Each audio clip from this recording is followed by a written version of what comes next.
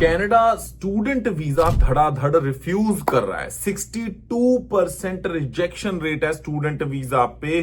तो क्या आपको कनाडा में स्टडी करने का जो सपना है वो छोड़ देना चाहिए?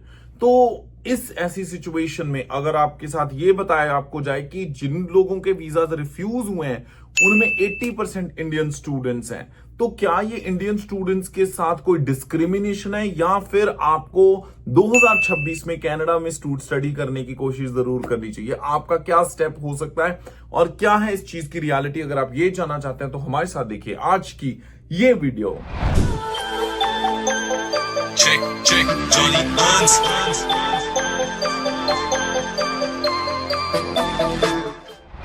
जी हाँ दोस्तों, नमस्कार, आदाब, सत श्री अकाल। मैं हूं जॉनी हंस और लेके हाजिर हूं आज की खास वीडियो। और इस वीडियो में मैं बात करने वाला हूं कि क्या हो रहा है कनाडा में स्टूडेंट वीजा के साथ। हाल ही में देखा जाए जो 2025 के अब तक के नंबर्स हैं, इनके अकॉर्डिंगली 62% जो वीजा लगे हैं, यानी जो एप्लीकेशंस लगी थी स्टूडेंट वीजा के लिए, वो रिफ्यूज की गई हैं। अब वो पूरी दुनिया में से ये एप्लीकेशंस लगी थी, पर उसके साथ साथ इन एप्लीकेशंस जो रिफ्यूज हुई हैं उनमें 80% यानी 80% जो हैं वो इंडियन स्टूडेंट्स की एप्लीकेशन रिफ्यूज हुई हैं। तो इस केस में कनाडा का स्टूडेंट वीजा अप्रूव करवाया कैसे जाए, मैं आपके साथ कुछ डेटा शेयर कर रहा हूं, कुछ टिप्स शेयर कर रहा हूं। और अगर इस वीडियो को आप अंत तक देखते हैं, आपका 2026 में कनाडा का स्टूडेंट वीजा जरूर लग जाएगा।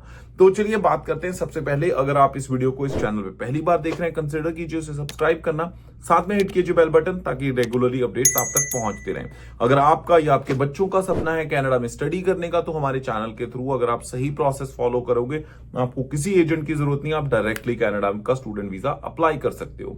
सबसे पहला देखा जाए कि पुराने जो ईयर्स हैं उनके कंपैरिजन में कनाडा ने 2025 में बहुत कम स्टूडेंट वीजा इशू किए हैं। उसके कुछ रीजन है, वो ये है कि कनाडा में हाउसिंग की शॉर्टेज चल रही थी, ऊपर से इंफ्रास्ट्रक्चर के ऊपर स्ट्रेस आ रहा था, और सबसे बड़ी बात है कि लोकल पॉपुलेशन जो ऑलरेडी कनाडा के सिटीजन हैं उनका भी स्ट्रेस था कि हाँ भाई उनकी जॉब्स के ऊपर असर होता है।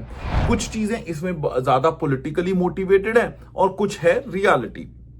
बट अब इसमें देखा जाए तो इंटरनेशनल स्टूडेंट्स का भी कंट्रीब्यूशन फाइनेंशियल यूनिवर्सिटीज और कॉलेजेस को बहुत है, और कॉलेजेस यूनिवर्सिटीज भी इस वक्त सफर तो कर रही हैं, पर कनाडा इमिग्रेशन का गोल है कम से कम स्टूडेंट वीजा देने। तो इस बार अब जो कनाडा में स्टूडेंट्स आते हैं वो वही आ सकते हैं जिनके पास जेन्युइन इंटेंशन है भी हमने स्टडी करने जाना है। सबसे इंपॉर्टेंट चीज ये है कि फंड, बहुत सारे लोगों को अभी भी लगता है कि प्राइवेट कॉलेज में जुगाड़ लगा के हम आ जाएंगे, तो नहीं, आपको प्रॉपर फंड्स दिखाने पड़ेंगे।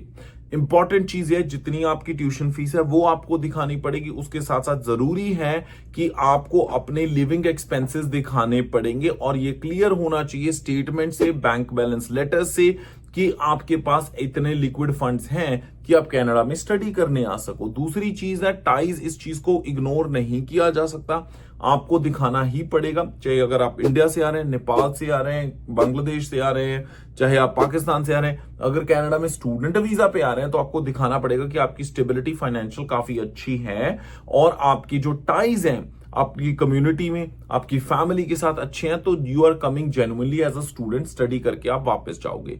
तीसरी चीज ये है कि अगर आप कोर्सेज वैसे लेते हो जहां पे कम बच्चे अप्लाई कर रहे हैं, तो वहां पे एक तो आपका ऑफर लेटर आने के चांसेस ज्यादा हैं, दूसरी चीज ये भी हो जाती है उसके साथ साथ कि आपकी जो एप्लीकेशन के प्रोसेस होने के चांसेस, यानी सक्सेसफुल वीजा के, वो भी बढ़ जाते हैं। अगर आप ट्रेड रिलेटेड प्रोग्राम्स लेके आते हो तो उनकी डिमांड अभी भी बनी हुई है। स्पेशली अब मैं बात करता हूं कि जो कॉलेजेस, यूनिवर्सिटीज रिमोट एरियाज में, छोटे शहरों में है, वहां पे अगर आप अपना कॉलेज या यूनिवर्सिटी लेते हो तो वहां पे भी सक्सेस के जो चांसेस हैं वो ज्यादा है। सबसे इंपॉर्टेंट चीज आ जाती है एसओपी की, कि आपका जो प्लान है, जो स्टूडेंट प्लान है, वो कितना स्ट्रांग है। आपने एक कोर्स क्यों लिया, आगे करने के बाद अगर आप अपनी होम कंट्री में आते हो तो इसका स्कोप क्या है, आपके पास आपका ये जो रेलिवेंसी कितनी बनती है, यानी जो आपने पहले ऑलरेडी वर्क एक्सपीरियंस ले रखा है या पढ़ाई कर रखी है, उससे कितना का रेलिवेंट है ये जो प्रोग्राम आप ले रहे हो। तो रेलिवेंसी बनानी बहुत इंपॉर्टेंट हो जाती है।